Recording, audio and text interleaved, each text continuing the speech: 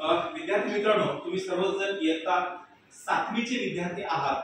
मी जे काही प्रश्न विचारेल त्या प्रश्नांची उत्तर ज्यांना येतात त्यांनी बोर्ड फक्त वरती करायचा आहे आणि इयत्ता 7वीचे विद्यार्थी आहात असं गृहीत धरूनच प्रश्नाची उत्तर त्यामध्ये द्यायचे. सूचना कळल्या का सर्वांना? कसा करायचं मित्रांनो, महाराष्ट्रामध्ये 17व्या शतकामध्ये अनेक परकीय सत्ता या ठिकाणी आलेल्या होत्या. की सुरुवातीला बघायचं झालं तर महाराष्ट्रामध्ये मुघल होते, आदिलशाह होता, निजामशाह होते, अशा बऱ्याचशा शाह्या राज्य करते. त्यानंतर काळाच्या ओघामध्ये पुन्हा इंग्रज आले, फ्रेंच आले, डच आले, पोर्तुगीज आले आणि या काळामध्ये ह्या एक राजा दुसऱ्या राज्यावरती चढाई करायचा, दुसरा तिसऱ्यावरती करायचा. त्यामुळे महाराष्ट्रातलं वातावरण हे अतिशय असुरक्षित वातावरण असलेलं आपल्याला त्या दिसतं. आणि त्या काळामध्ये म्हणजे हा काळ म्हणजे शिवपूर्व काळ याच्यातला काळ आणि म्हणून तर आज आपण शिवपूर्वकालीन महाराष्ट्र या घटकाचा आपण अभ्यास करणार आहोत.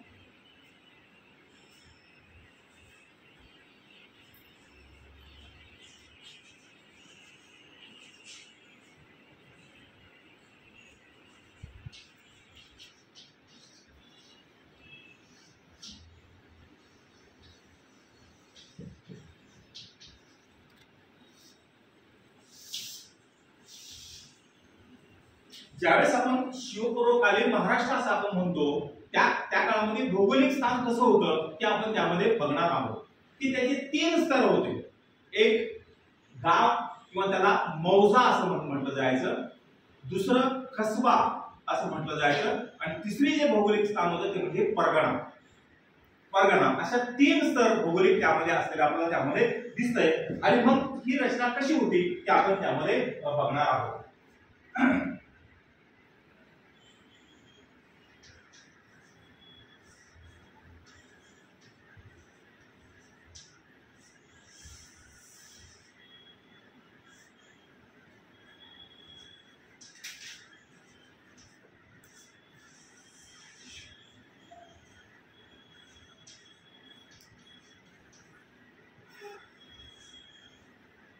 3 प्रकारची रचना शिवपूर्व काळामध्ये होती.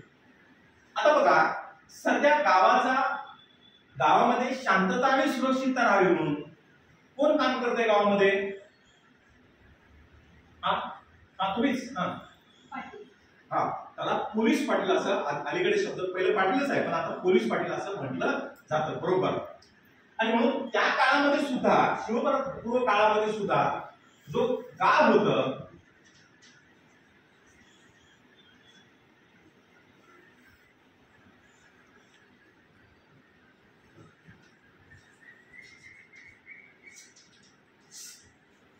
तेव्हा पाटील हा तिथल्या गावाचा हा प्रमुख होता.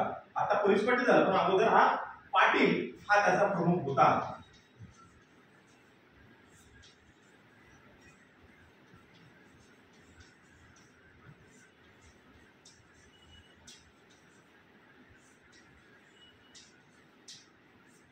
आणि गाव म्हणजे अतिशय छोटं खेळ, अतिशय छोटं खेळ की त्याला बऱ्याचशा फाशी याच्यामध्ये मौजा असं त्या ठिकाणी. म्हणून आपले जुने जर सातबारे शेताचे वगैरे बघितले त्याच्यामध्ये मौजा असा शब्दप्रयोग त्यामध्ये दिसते. कारण अरबी, फारसी अशा भाषेमधून ते झालेला आपल्याला दिसतो. आणि त्या गावातील लोकांचा मुख्य व्यवसाय हा निश्चितच शेती हाच मुख्य व्यवसाय त्यामध्ये असलेला आपल्याला त्यामध्ये दिसतोय. आणि प्रमुख हा त्याचा पाटील होता.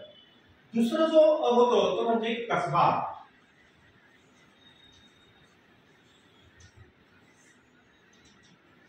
हा जो कसबा आहे खेड्यापेक्षा किंवा गावापेक्षा थोडासा मोठा, म्हणजे अनेक गावं मिळून एक कसब्याचं ठिकाण त्यामध्ये घडलं जायचं. आणि म्हणून ती कसबा थोडस खेडेगाव असतं पण या खेडेगावापेक्षा ती खेडेगाव आणखी मोठं, म्हणजेच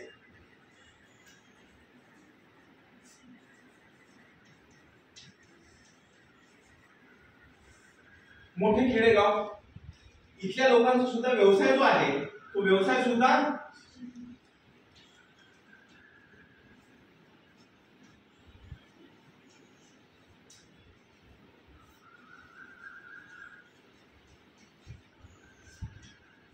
जसं वाई हा कसबा, वाई त्या काळातली वाई हा कसबाच होता की त्या कसब्या अंतर्गत अनेक खेडेगाव तिथं त्यामध्ये महसूल त्यामध्ये गोळा करायचे आहे. तिसरा जो भाग आहे तो म्हणजे परगणा.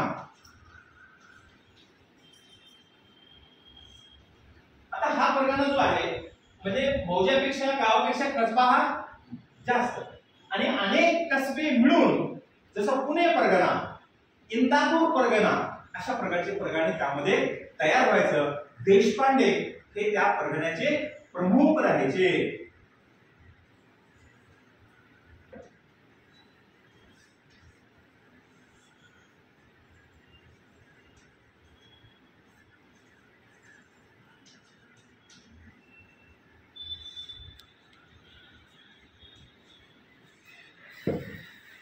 सगळ्यांना समजलं का?